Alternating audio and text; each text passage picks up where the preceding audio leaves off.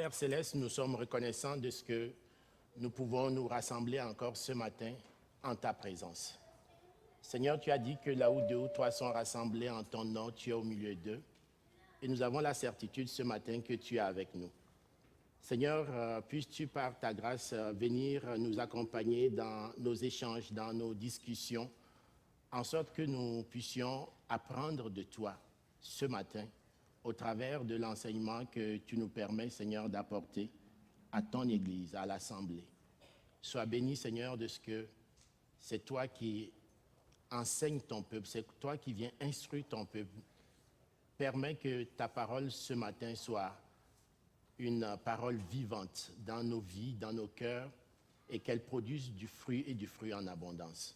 Sois béni dans le nom de Jésus. Amen. Donc, rebonjour. Avant de commencer la leçon aujourd'hui, j'aimerais qu'on puisse prendre, j'ai pris l'exemple d'Alexandre la semaine dernière, j'ai trouvé que c'était une très bonne chose d'introduire avec un texte qui nous donne une idée générale de ce qu'on va ensemble parcourir ce matin. Donc, dans l'évangile de Jean, au premier chapitre, les 18 premiers versets. Donc, si vous avez vos Bibles, tournez avec moi dans l'évangile de Jean, au chapitre 1, les versets 1 à 18. Oui. Donc, Jean 1, 1 à 18. Et vous les avez aussi, vous avez ces choses si vous avez pris un peu le résumé de la leçon aujourd'hui, donc les copies papier, derrière vous avez aussi cette information. Donc là, il est écrit, « Au commencement était la parole, et la parole était avec Dieu, et la parole était Dieu. Elle était au commencement avec Dieu. Toutes choses ont été faites par elle, et rien de ce qui a été fait n'a été fait sans elle. En elle était la vie, et la vie était la lumière des hommes. La lumière, lui, dans les ténèbres, et les ténèbres ne l'ont point reçue. Il eut un homme envoyé de Dieu. Son nom était Jean. Il vint pour servir de témoin et pour rendre témoignage à la lumière, afin que tous croient par lui. Il n'était pas la lumière, mais il est paru pour rendre témoignage à la lumière. Cette lumière était la véritable lumière qui, en venant dans le monde, éclaire tout homme. Elle était dans le monde, et le monde a été fait par elle, et le monde ne l'a point connue. Elle est venue chez les siens, et les siens ne l'ont point reçue. Mais à tous ceux qui l'ont reçue, à ceux qui croient en son nom, elle a donné le pouvoir de devenir enfants de Dieu, lesquels sont nés non du sang, ni de la volonté de la chair, ni de la volonté de l'homme, mais de Dieu. Et la parole a été faite chair, et elle a habité parmi nous pleine de grâce et de vérité, et nous avons contemplé sa gloire, une gloire comme la gloire du Fils unique venu du Père. Jean lui a rendu témoignage et s'est écrié, « C'est celui dont j'ai dit, celui qui vient après moi m'a précédé car il était avant moi. Et nous avons tous reçu de sa plénitude et grâce sur grâce, car la loi a été donnée par Moïse et la grâce et la vérité sont venues par Jésus-Christ. Personne n'a jamais vu Dieu, Dieu le Fils unique, qui est dans le sein du Père, est celui qui l'a fait connaître. » Amen. Voilà un texte c'est un texte qui m'a toujours bouleversé parce que j'ai l'impression que dans ce court texte, on a rassemblé toutes les vérités qu'un croyant doit savoir dans sa vie. Le texte commence en disant qu'au commencement était la parole, que c'est la parole qui était Dieu, la parole était Dieu. Tout ce qui existe dans l'univers, toute la création de l'univers vient de la parole. Et naturellement, cette parole s'est matérialisée sous la forme corporelle qu'on connaît et qu'on a eu le privilège de connaître personnellement, la personne de Jésus-Christ. Cette parole est venue, elle a habité parmi les hommes et elle a lui et les hommes ont pu voir, contempler cette lumière-là. Ça, c'est la parole de Dieu. Donc, quand on parle de la parole, ce matin, on va parler beaucoup de la parole, on va tourner autour de la parole. Quand on parle de la parole, on parle aussi de Dieu. Parce que la parole, c'est Dieu. D'après ce texte qu'on vient de lire ce matin, la parole, c'est Dieu. C'est Dieu lui-même. Mais aussi la parole, c'est aussi le verbe de Dieu. C'est ce que Dieu a prononcé. Au-delà de la personne de Jésus qui représente la parole de Dieu, c'est aussi le verbe de Dieu, c'est le logos, c'est le verbe de Dieu, la parole qui est sortie de Dieu. Et ce matin, on va voir qu'il est important que nous puissions comprendre la véracité, nous puissions avoir cette foi en la véracité de la parole si nous voulons mener une vie chrétienne authentique. Donc, j'aimerais commencer ce matin en allant on aurait pu lire tout le Proverbe 19 aussi pour introduire cet enseignement, mais ça aurait été trop long. Ceux qui ont essayé de lire Proverbe 19, donc je vous invite juste à lire deux, trois extraits, deux, trois versets du Proverbe 19. Psaume 119, merci, pas Proverbe. Proverbe, il n'y a que 31 versets. Donc, 31 chapitres, donc, dans Proverbe. Donc, Psaume 119 plutôt. Donc, vous avez la référence pour ceux qui ont leurs notes. Et on va lire juste trois versets dans le Psaume 119, 9, 11 et 16. Comment le jeune homme rendra-t-il pur son sentier en se conformant à ta parole? Le verset 11 dit, « Je serre ta parole dans mon cœur afin de ne pas pécher contre toi. Je fais, et le verset 16 plus loin dit, « Je fais mes délices de tes prescriptions, je n'oublie pas ta parole. » Et ça, c'est quelque chose qui vient nous rappeler quelle doit être notre attitude en tant que chrétien vis-à-vis de la parole. Je serre ta parole dans mon cœur afin de ne pas pécher contre toi. Parce que si on veut mener une vie chrétienne authentique, nous avons une prémisse. La prémisse, c'est que nous devions connaître ou baser notre vie chrétienne sur la parole. Et si cette parole ne s'enracine pas dans nos vies, ne s'enracine pas dans nos cœurs, il y a de fortes chances que notre vie ne soit pas conforme à ce que Dieu désire pour nous. C'est pourquoi le psalmiste dit, « Je serre ta parole dans mon cœur afin de ne pas pécher contre toi. » Parce que cette parole va me préserver, va me préserver dans mes paroles, va me préserver dans mes actions, va me préserver dans mes pensées, va me préserver dans mon attitude. Et à cause de cela, je vais pouvoir vivre et mener ma vie conformément au plan que Dieu a pour moi. Je serre ta parole dans mon cœur afin de ne pas pécher contre toi. Le verset 16 qu'on a lu aussi nous indique que le psalmiste veut s'approprier chaque prescription, chaque trait de lettre écrit dans la parole. Il veut le garder. Il ne veut pas échapper une seule prescription de Dieu en ce qui le concerne. Il veut que cette prescription puisse avoir un effet dans sa vie.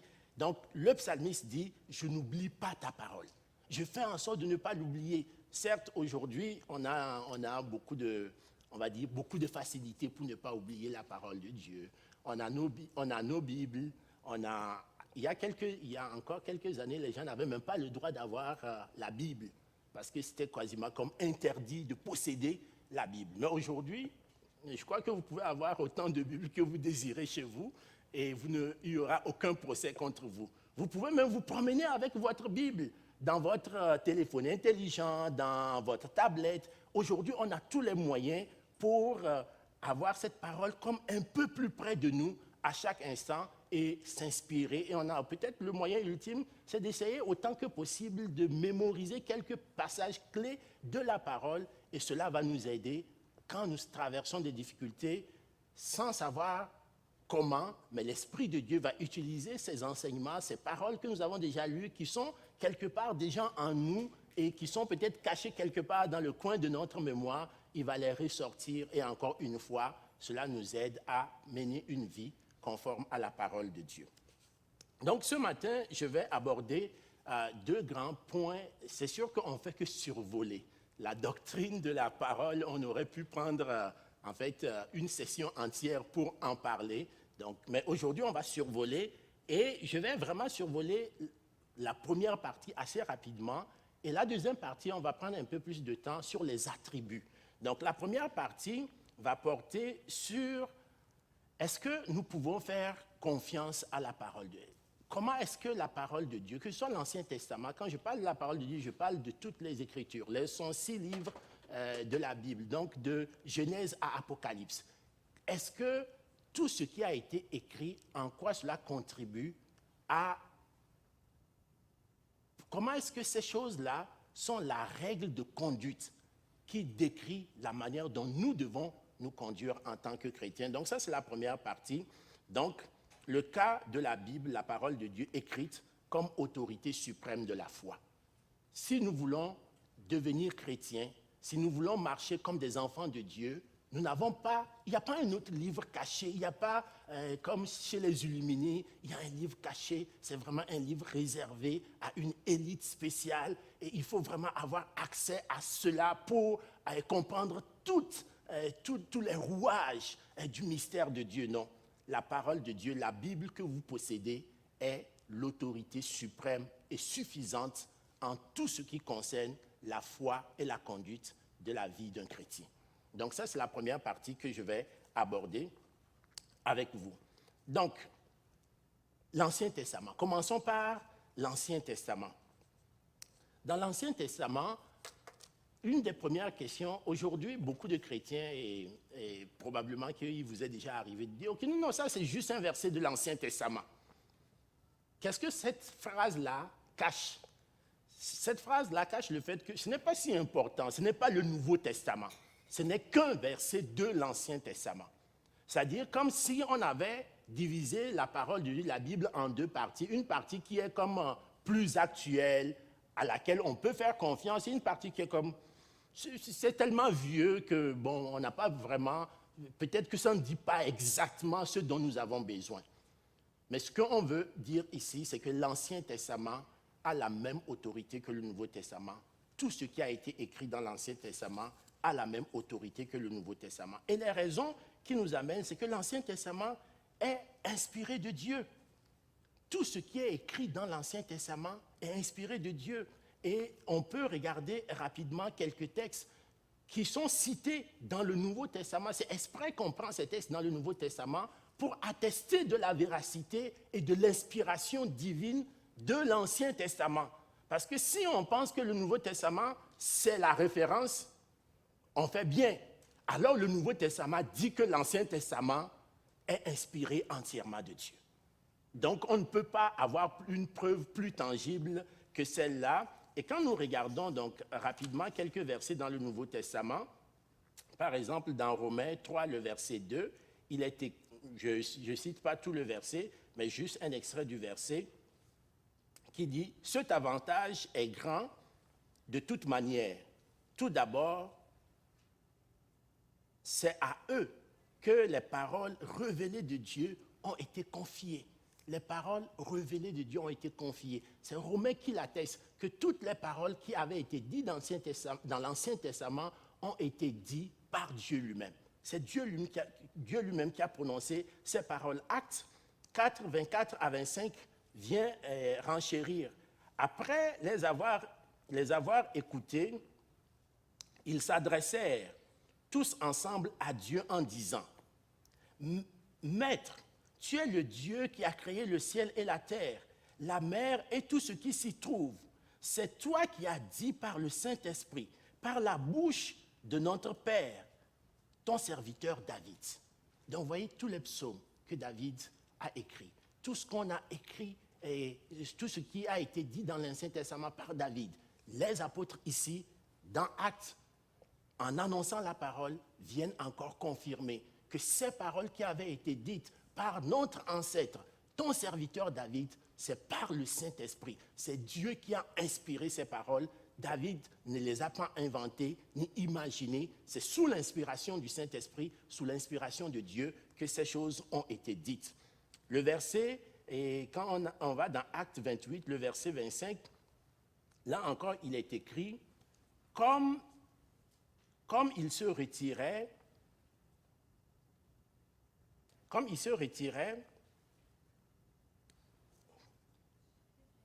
non, oui, chapitre 28, le verset 25. Je vous lis juste l'extrait. C'est avec raison que le Saint-Esprit a dit à nos ancêtres par l'intermédiaire du prophète Ésaïe. Donc, dans cet extrait, on voit aussi que tout ce que les prophètes ont dit, entre autres ici,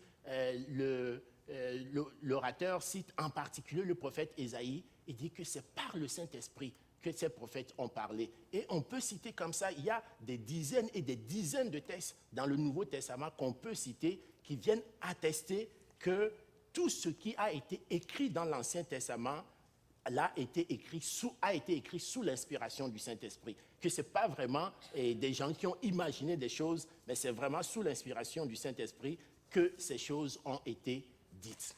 Un deuxième argument qu'on peut avancer sur l'authenticité et le fait que l'Ancien Testament reste, comme le Nouveau Testament, une référence pour notre foi, c'est que Jésus lui-même s'y est souvent référé, avec beaucoup d'expressions dans le Nouveau Testament. Quand Jésus parle, il revient toujours cette expression « il est écrit ». Il est écrit où? Le Nouveau Testament a été écrit après Jésus-Christ. Mais si Jésus-Christ lui-même dit « il est écrit dans l'Ancien Testament, il est écrit dans les livres de Moïse, il est écrit dans les psaumes, il est écrit dans les proverbes, il est écrit dans tous les récits que rapporte l'Ancien Testament ». Donc Jésus-Christ va continuellement utiliser cette expression « il est écrit, il est écrit ». Ce qui veut dire que si Jésus-Christ ne croyait pas en ce qu'il est écrit, il ne les citerait pas comme référence. Donc, le simple fait que Jésus les cite comme référence est un témoignage vrai de ce que ces textes-là sont dignes de confiance. Un autre élément qu'on peut avancer, c'est que Jésus témoignait beaucoup d'importance à tous les écrits de l'Ancien Testament et son ministère, sa vie, ont été menés conformément à ce qui est écrit. Vous vous rappelez du texte qui a comme démarrer le ministère officiel de Jésus-Christ dans Luc 4.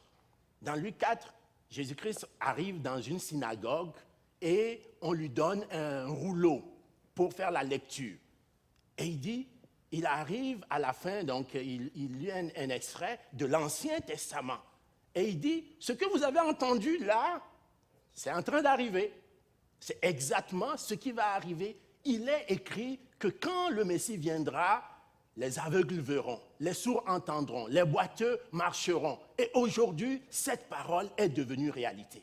La vie de Jésus, son ministère, tout ce que Jésus a accompli, il les a accomplis conformément à ce que les prophètes ont annoncé des dizaines, des centaines et des centaines d'années avant lui. Il a accompli. Sa vie a été quasiment à chaque trait de vie de Jésus-Christ correspond quelque part un texte de l'Ancien Testament. Quelque chose, Dieu l'avait déjà planifié depuis Genèse jusqu'à la fin de l'Ancien Testament. Jésus est venu, comme il le dira encore quelque part d'autre, je suis venu non pour abolir, mais pour accomplir.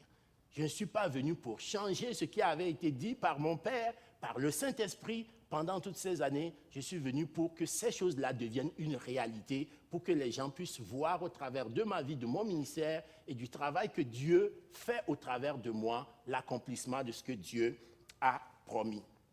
Donc, voilà quelques éléments que nous pouvons citer, survoler rapidement en ce qui concerne l'Ancien Testament. Est-ce que l'Ancien Testament, pour nous, est la parole de Dieu? Je crois que la réponse est sans équivoque. Oui, l'Ancien Testament est la parole de Dieu. Maintenant, comme on est plus proche du Nouveau Testament, voyons quels sont les éléments qui nous attestent aussi que le Nouveau Testament vient de Dieu. Donc, le premier élément, c'est que les disciples, très tôt, après la mort et la résurrection de Jésus, ont compris clairement qu'il fallait transmettre. D'ailleurs, quel a été le dernier commandement de Jésus? Allez, faites de toutes les nations mes disciples et enseignez-leur quoi? tout ce que je vous ai prescrit. Enseignez-leur tout ce que je vous ai prescrit. Ce qui veut dire que très tôt, les disciples ont réalisé qu'il y avait des choses à transmettre. Qu'eux, ils étaient des témoins oculaires pour la plupart d'entre eux et qui devraient transmettre le message qu'ils ont reçu du Seigneur. Donc très tôt, c'était clair dans l'esprit des disciples qu'ils avaient un mandat clair qu'il fallait transmettre. Et on voit quelques textes qui l'illustrent très bien. Et dans le chapitre 14 de Jean, au verset 16, c'est Jésus qui parle en rassurant les disciples que ce n'est pas un travail qu'ils vont faire d'eux-mêmes. Ce n'est pas comme ils vont se lever et dire, OK, oui, est-ce que Pierre, tu te rappelles de ce que Jésus disait quand on était à tel endroit? Non, non, non, ce n'est pas comme ça s'est fait. Parce que Jésus leur a promis qu'il y aura un consolateur, l'Esprit de vérité. Quand il viendra, il prendra de ce qui est de moi et il vous l'enseignera. Il va vous rappeler des choses. Vous allez tout simplement réaliser que le Saint-Esprit que j'envoie va tout simplement faire ressortir à la surface l'ensemble des choses que vous avez partagées avec moi, que je vous ai enseignées pendant que j'étais encore sur la terre avec vous. Et cela est attesté dans d'autres écrits, dans 1 Corinthiens 2, le verset 13, par exemple, on peut lire « Nous en parlons non avec des paroles qu'enseigne la sagesse humaine, mais avec celles qu'enseigne l'Esprit Saint. Ainsi, nous employons un langage spirituel pour exprimer ce qui est spirituel. » Les apôtres étaient convaincus qu'ils ne parlaient pas avec la sagesse, leur propre sagesse. Et si vous vous rappelez du discours de Pierre le jour de la Pentecôte, il était clair dans son esprit que ce n'était pas lui qui parlait. Il était évident dans son esprit. Il dit, ce que vous nous voyez faire, ce que vous voyez se produire, on n'est pas responsable de ça. On est quasiment victime. On est victime. C'est par l'Esprit de Dieu que ces choses-là se produisent en nous. Donc c'est ce que ce texte-là exprime clairement. Ce n'est pas par nous, mais c'est par le Saint-Esprit. Ce que nous enseignons, ce n'est pas par la sagesse humaine, mais c'est par le Saint-Esprit.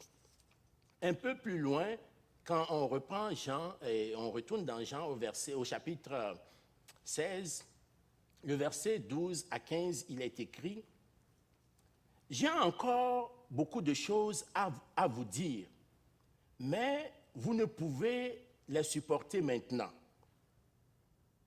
Quand le défenseur sera venu, l'Esprit de la vérité, il vous conduira dans toute la vérité, car il ne parlera pas de lui-même, mais il dira tout ce qu'il aura entendu et vous annoncera les choses à venir.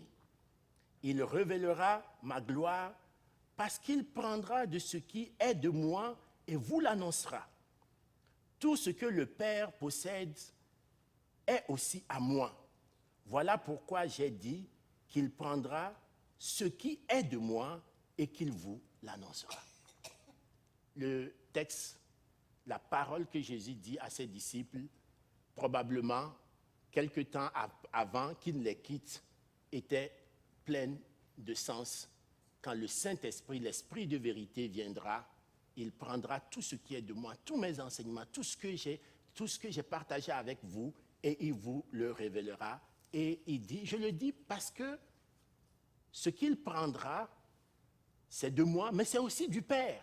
Parce que moi et le Père, nous sommes un. Il le dira plus quelque part dans Jean 17. Moi et le Père, nous sommes un. Ce que le Père possède, moi aussi, je le possède. Donc quand je dis il prendra des choses de moi, entendez aussi, il prendra les choses du Père. Parce que ce que le Père possède, moi aussi, je le possède. Les disciples réalisaient eux-mêmes avoir un mandat clair. C'est évident que tout ce que les disciples ont enseigné, même les lettres que les apôtres ont écrites dans différentes églises, portaient le sceau du Saint-Esprit. Même si ces choses ont été écrites en respectant la personnalité naturellement de ces auteurs, ça portait toujours le sceau du Saint-Esprit. Regardez avec moi rapidement dans 2 Pierre 3, le verset 16, ce que l'apôtre Pierre dit à propos des écrits de Paul, entre autres. Donc, c'est l'apôtre Pierre qui parle en faisant référence au texte que Paul a envoyé, aux lettres que Paul a envoyées à des églises.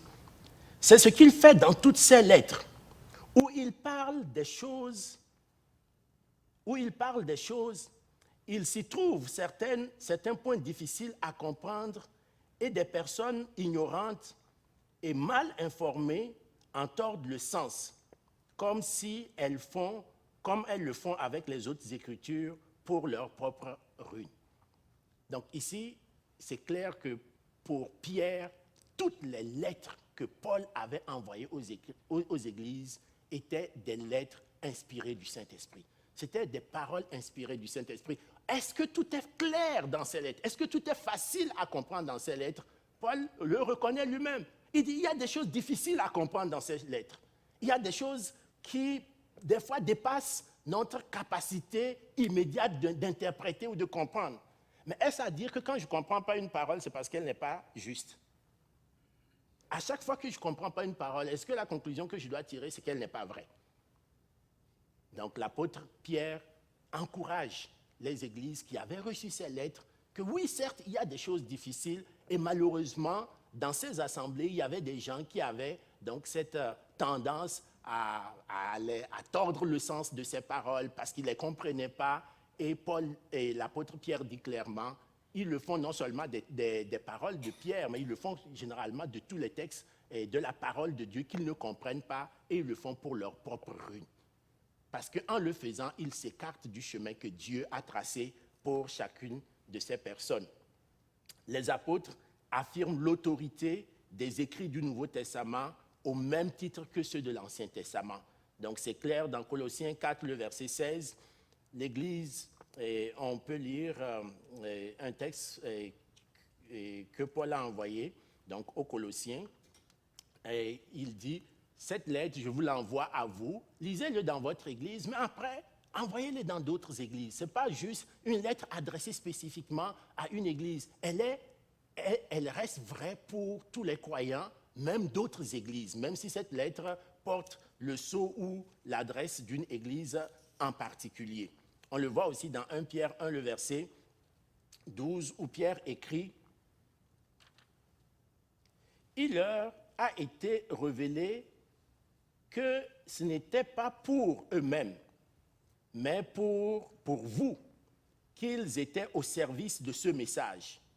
Les hommes qui vous ont prêché l'Évangile par le Saint-Esprit, envoyés du ciel, vous ont maintenant annoncé ce message dans lequel les anges eux-mêmes désirent plonger les regards. » Donc il était clair aussi pour l'apôtre Pierre que le message qu'il portait était destiné à tous les croyants et que ce message n'était pas une manifestation humaine, mais une manifestation de l'Esprit de Dieu. Et ce message était vrai et devrait être considéré ainsi. 1 Corinthiens 14, 37 à 38. « Si quelqu'un croit être prophète ou dirigé par l'Esprit, qu'il le reconnaisse dans ce que je vous écris un commandement du Seigneur. Et si quelqu'un veut l'ignorer, qu'il l'ignore. » Donc pour l'apôtre, il était clair que ce qu'il était en train de dire n'était pas une simple recommandation personnelle. Parfois on peut faire une recommandation personnelle, mais l'apôtre ne faisait pas une recommandation personnelle. Ce qu'il disait, il dit, c'est un commandement du Seigneur. Et si quelqu'un ne veut pas le prendre ainsi en considération, qu'il fasse ce qu'il désire. Mais ce que moi je vous dis, c'est un commandement du Seigneur. Donc pour nous, c'est une évidence que tout ce qui a été écrit dans l'Ancien Testament, comme dans le Nouveau Testament, sont entièrement inspirés de Dieu et c'est le seul outil que Dieu a mis en notre disposition comme croyants et l'outil absolu pour notre foi. Troisième élément rapidement que je vais aborder, la crédibilité. Est-ce qu'on peut faire confiance aux Écritures, la crédibilité des Écritures? Les Écritures témoignent de leur propre crédibilité. Mais ça, on peut dire, c'est un argument facile. C'est facile que j'écrive quelque chose, je dis que ce que je suis en train d'écrire est vrai. Donc, est-ce qu'il y a des éléments extérieurs à la Bible, aux Écritures, qui témoignent de la crédibilité des Écritures. Je vais vous suggérer quelques éléments de réponse. C'est l'unité et la cohérence des écrits de la Bible. Si vous regardez, la Bible a été écrite sur plusieurs milliers d'années. 1500 ans entre peut-être le premier écrit et le dernier écrit. Et ça a été écrit par des gens sur à peu près tous les continents. Des gens n'étaient pas, ils ne s'étaient pas rassemblés dans une réunion, ils ont dit, écoutez, on va réfléchir, on va écrire un texte cohérent entre nous. Ce sont des gens qui ont vécu à des époques différentes, dans des cultures différentes. Mais il n'y a pas de contradiction. Tous les textes se tiennent ensemble de Genèse à Apocalypse. Et ça, aujourd'hui, vous êtes même dans la même salle et vous tentez d'écrire un texte sur un sujet commun et vous ne vous entendez pas sur le contenu. Mais imaginez 1500 ans d'histoire avec des auteurs complètement différents, qui n'avaient rien, avec un arrière-plan différent de chaque auteur. On voit des paysans, on voit des prophètes, on voit des disciples qui étaient des pêcheurs, qui avaient comme un métier pêcheur. On voit des collecteurs d'impôts, d'anciens collecteurs d'impôts, dirais-je, Matthieu. On voit donc cette diversité de personnes qui écrivent quelque chose et témoignent de la même chose, du même contenu. Cette cohérence extraordinaire vient nous frapper et vient attester, s'il y avait besoin, qu'effectivement, on peut croire ce que la parole de Dieu dit. Et aussi, une des choses qui vient aussi attester, c'est que de nombreux prophètes, et il y a beaucoup de choses dans les Écritures qui avaient annoncé des choses qui devaient arriver. Ne serait-ce que la vie de Jésus. Tout ce que les prophètes avaient annoncé sans connaître Jésus. Les prophètes n'avaient aucune idée de qui sera Jésus. Mais tout ce qu'ils ont annoncé s'est réalisé exactement comme il l'avait annoncé. Donc, peut-être que ce qui est annoncé dans la Bible qui n'est pas encore arrivé, on peut se demander, est-ce que ça va vraiment arriver? Mais si on regarde ce qui est déjà arrivé, on peut clairement avoir confiance que ce que la Bible dit est vrai. Parce que tous ces passages qui ont été dits par les prophètes viennent attester de la véracité de cela. Et aujourd'hui même encore, il y a des découvertes scientifiques qui sont faites. Finalement, ce qui avait été dit ici dans tel texte de la Bible, finalement c'est vrai, on a la preuve. On a un bout de morceau, on a retrouvé telle chose, on a constaté ce phénomène, et finalement ça atteste ce qui avait été dit, et ce dès plusieurs dizaines, voire milliers d'années avant que cela ne soit dit. Un autre élément qu'on peut citer aussi rapidement, et ça, je peux dire que vous êtes le témoignage de ce que la Bible est vraie. Vous qui êtes ici ce matin, vous êtes le témoignage de ce que la Bible est vraie. Ce que la Bible a produit dans vos vies est un témoignage vivant de ce que la Bible est vraie. Vous avez cru en la parole de Dieu et ça a transformé vos vies. Est-ce que vous voulez une preuve encore plus tangible que ça dans votre propre vie? Il n'y en a pas.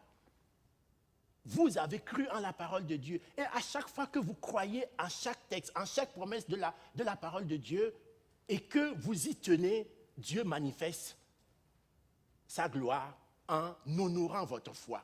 Ça, c'est une preuve indéniable de la véracité de la parole de Dieu. Donc voilà, en survol, ce qu'on peut dire rapidement sur l'authenticité des Écritures, que ce soit l'Ancien ou le Nouveau Testament. Maintenant, j'aimerais aborder la deuxième partie, les attributs. Quelques attributs.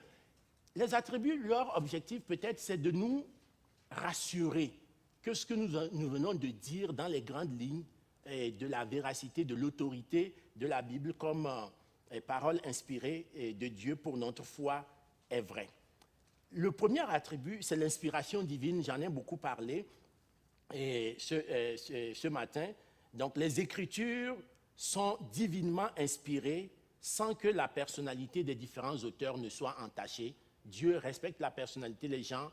Tous les auteurs qui ont écrit des textes bibliques l'ont écrit avec une certaine personnalité qui transparaît dans ce qu'ils ont écrit. Un poète va écrire, quand David écrit ses textes, il écrit parce que ce sont des poèmes. Donc on va voir le style de texte, on va voir la personnalité probablement de David. Quand David écrit le psaume 51, où il se repent, on voit David au travers du psaume, mais cela ne demeure pas moins la parole inspirée divinement de Dieu. Donc ça, c'est clair, on le voit dans 2 Timothée 3, le verset 16, qui le dit clairement que toute écriture est inspirée de Dieu. Toute écriture. Il ne dit pas certains passages de l'écriture seraient inspirés de Dieu. Ce n'est pas au conditionnel, c'est une affirmation catégorique. Toute écriture est inspirée de Dieu. Donc, c'est une évidence pour nous dans 2 Timothée 3, 16. Dans 2 Pierre 1, 21, car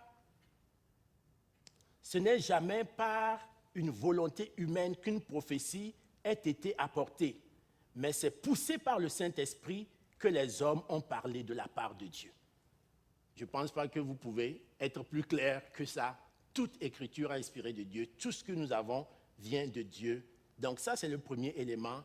La Bible est la parole absolue de Dieu pour le salut des hommes. Il n'y a pas d'autre. Et j'aime ce texte particulièrement dans Actes 4, 12 qui dit qu'il n'y a de salut en aucun autre, car il n'y a sous le ciel aucun autre nom donné parmi les hommes par lequel nous pouvons être sauvés. Je crois que ça dit tout. Il n'y a pas de salut. Vous ne pouvez pas. Vous voulez une solution, une solution magique pour le salut, ça n'existe pas. La solution, la seule et unique solution que Dieu a donnée pour le salut des hommes s'appelle Jésus-Christ et c'est la Bible qui le révèle.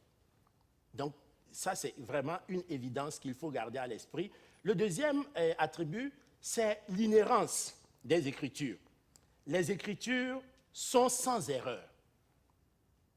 Maintenant, les gens disent, est-ce que c'est, oui, tous les textes originaux? Oui, il se peut que quand vous allez dans une traduction, que la traduction ne soit pas vraiment très, très conforme aux textes originaux parce que c'est difficile de traduire exactement un mot avec tout ce que ça pourrait, toutes les nuances que le texte original voulait lui donner. Donc, on peut toujours polémiquer un peu sur la traduction qui a été faite. Mais le texte, quand on le prend, le texte tel qu'il a été inspiré et donné par Dieu est sans erreur.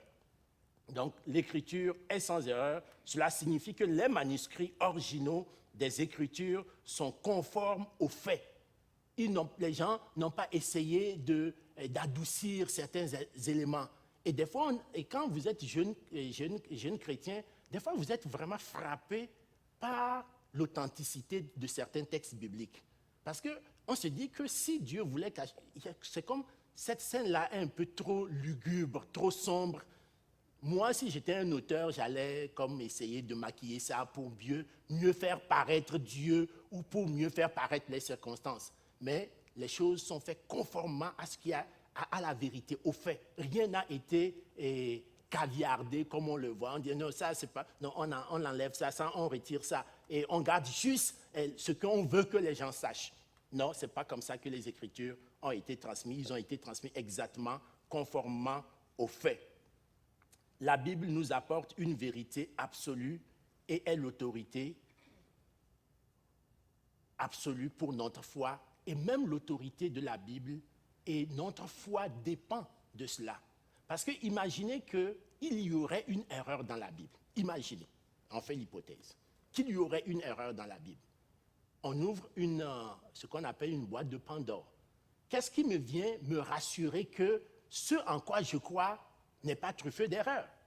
S'il y avait une erreur possible dans la Bible, alors ma foi serait quelque part pas aussi solide qu'elle peut l'être parce que je ne sais pas si ce que je crois est vrai ou quelle est la partie qui est vraie, quelle est la partie qui est moins vraie. Donc, le fait d'avoir cet attribut vient clarifier le fait qu'il n'y a pas un seul élément dans la Bible qui a été donné qui contient une erreur et qu'on doit aller chercher une solution ailleurs. Toutes les solutions sont dans la parole de Dieu, c'est clair, c'est évident, d'après ce que la parole nous rapporte. Troisième élément, c'est l'infaillibilité de la parole de Dieu. Quand on lit, on va lire quelques textes, mais le premier élément, c'est que les Écritures, toutes les Écritures anciennes jusqu'au Nouveau Testament, sont sans erreur Donc, la Bible est entièrement digne de confiance et fiable. La Bible, on peut faire confiance à la Bible. Il n'y a pas un seul élément pour lequel on peut douter. Tout ce qui est rapporté dans les Écritures a un but. Dieu ne dit jamais rien de façon non intentionnelle. Ce n'est pas comme si Dieu dit des choses qui sont comme superflues ou ok, c'est juste pour amuser les gens. Tout ce que Dieu dit, il le dit pour un but donné. Il n'y a pas un seul texte dans les Écritures qui sont là pour rien, qui ne servent à rien, qui ont une histoire qui a été rapportée, mais en réalité, on aurait pu s'en passer. Non, tout ce qui a été rapporté dans les Écritures, Ancien jusqu'au Nouveau Testament, tout cela a été dit avec un objectif bien précis. Voilà pourquoi des fois, comme prédicateur, des fois, il y a certains prédicateurs qui vont aimer prêcher un texte ou des extraits particuliers, l'Ancien Testament, le Nouveau Testament, les psaumes, tout ça. Cela ne veut pas dire que les autres parties ne sont pas importantes. Tout ce qui a été dit, quand vous lisez votre Bible, par exemple les généalogies, c'est peut-être la partie qui est la plus complexe à lire. Vous lisez une suite de noms. Vous vous demandez à quoi ça sert que je lis cette suite de noms. Mais même cette suite de noms a été écrite pour un but. Tout ce qui a été écrit pour un but. Il n'y a pas un seul texte. Peut-être que vous ne voyez pas l'utilité pour vous dans l'immédiat au moment où vous le lisez. Mais si ça a été écrit avec un but bien clair dans l'esprit de Dieu. Et quand on lit Apocalypse 22, qui est un peu comme la conclusion de la Bible, donc quand on voit la chronologie dans laquelle les textes ont été donnés, qui est comme la conclusion de la Bible, on voit clairement un texte qui est quand même assez perturbant pour le chrétien, parce que le texte est un avertissement solennel de l'auteur de ce livre, et il le dit de façon très solennelle. Donc, le verset 18 au verset 19, il est écrit « Je le déclare à toute personne qui écoute les paroles de la prophétie de ce livre, si quelqu'un ajoute quelque chose, Dieu ajoutera les fléaux décrits dans ce livre. Et si quelqu'un enlève quelque chose aux paroles de ce livre, de cette prophétie, Dieu enlèvera sa part de l'arbre de vie et de la ville sainte décrit dans ce livre. Certes, le texte était peut-être orienté par rapport à la prophétie que l'apôtre Jean a reçue dans Apocalypse, mais on peut facilement faire l'extension à l'ensemble de la parole de Dieu si on se souvient des paroles de Jésus lui-même qui dit qu'il n'y a pas un seul trait de lettre qui disparaîtra. Donc tout ce qui a été écrit et nous n'avons pas le devoir, le droit, nous n'avons aucun privilège pour arracher ne serait-ce qu'une seule parole de ce qui a été révélé. Généralement, j'avais un pasteur qui avait l'habitude de dire, si vous lisez un texte dans votre Bible qui ne vous plaît pas, arrachez la feuille. Vous dites, non, c'est trop compliqué pour moi, vous arrachez la feuille. Au bout, quasiment, d'une année, vous aurez arraché toutes les feuilles de votre Bible. Tout simplement parce qu'en fait, la Bible n'a pas été écrite pour notre plaisir. Ce n'est pas pour nous plaire. Nous devons travailler à atteindre les standards de Dieu et non Dieu qui doit s'arranger pour que ces standards révélés dans sa parole soient à notre goût. Donc, il faut que nous puissions garder ça à l'esprit. Cela fait partie de l'infaillibilité de la parole. La clarté des Écritures, donc, c'est évident quand on lit les Écritures que les Écritures sont claires, elles sont rationnelles. Même certaines parties des Écritures qui sont difficiles à comprendre, comme on l'a souligné tout à l'heure, sont des écrits que nous devons entièrement accepter parce que divinement inspirés de Dieu. Je vous donne quelques références sans les lire.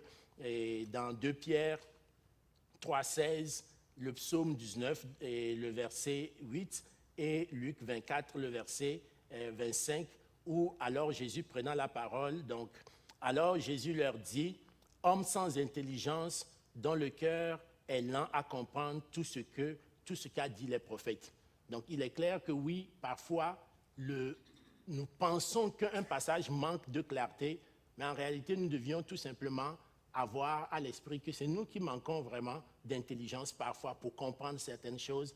Parce que oui, il peut y avoir des choses, il y a des choses difficiles à comprendre dans les Écritures. Mais ce n'est pas parce que nous ne comprenons pas que les passages ne sont pas clairs.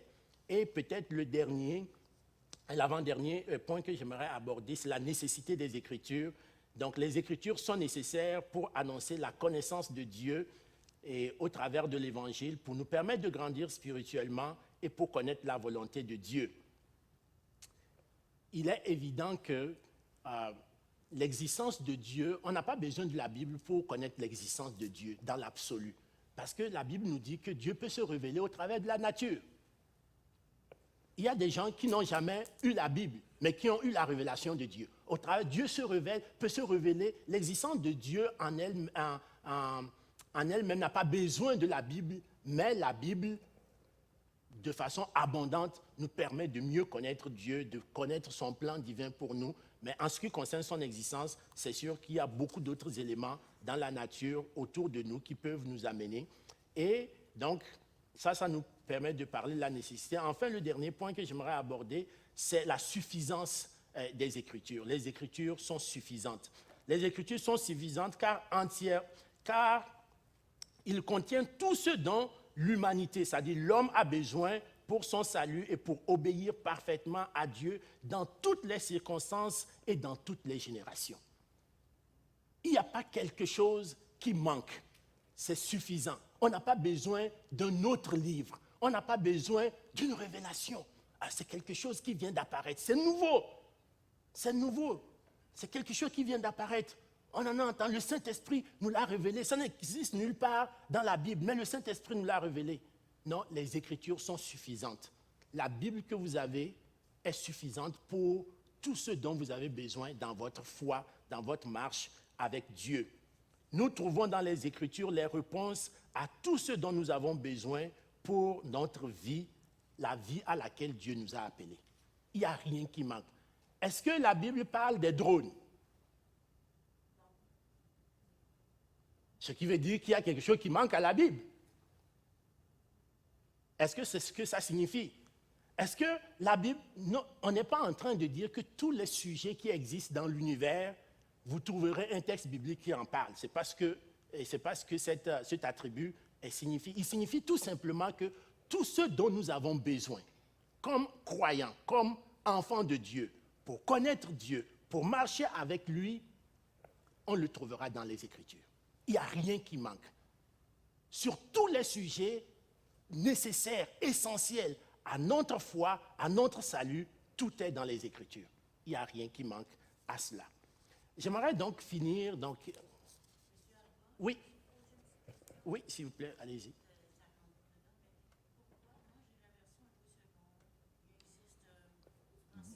Français courant, semeur, second 21. Qu'est-ce que ça apporte? Donc, bon, déjà, ça apporte que, en fait, déjà, les textes originaux sont soit en hébreu, soit en grec. Donc, moi, je parle ni l'hébreu, ni le grec. Ce qui veut dire que si on partait sur ce plan, personne ici n'aurait accès à la parole de Dieu. Donc, la traduction a permis tout simplement à des gens de travailler les textes originaux pour les rendre accessibles à nous dans notre langue. Or, quand on prend même le français, en prenant juste le français, parmi ceux qui parlent le français québécois n'est pas le français de France.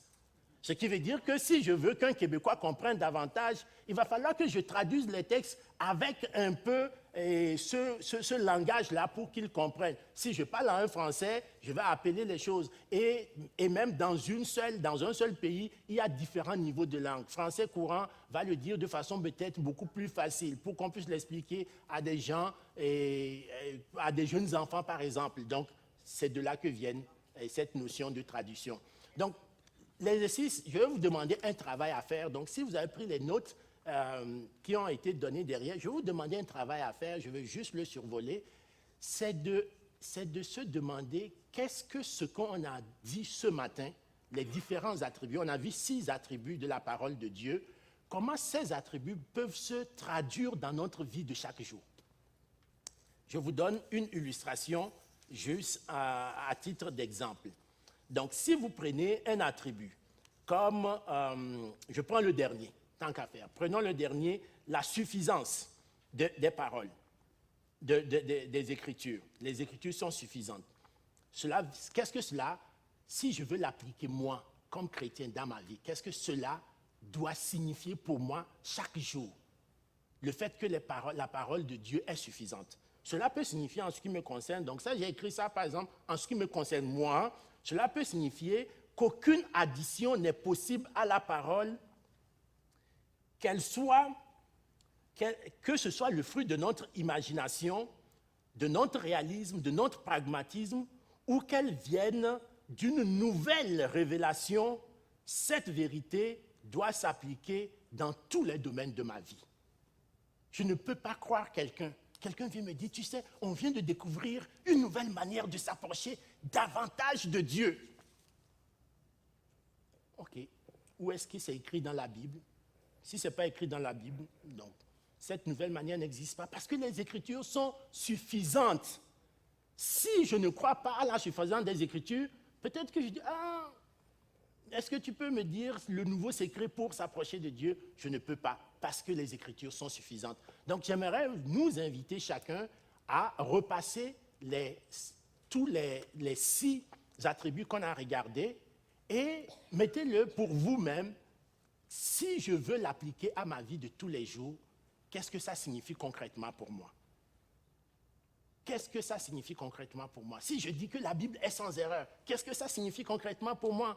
Peut-être que le prédicateur ce matin va dire des choses qui ne me plaisent pas, mais je dois pouvoir les accepter et m'efforcer de marcher en conformité parce que la Bible dit vrai. Et la parole qui m'a été dite, même si elle ne me réjouit pas, elle vient confirmer ce que Dieu veut que je sois. Donc chacun peut trouver une application à sa propre vie de ces vérités des Écritures. Donc la semaine prochaine, la semaine prochaine, on va poursuivre avec un thème qui va se faire en 2 séances. Donc, la personne de Dieu.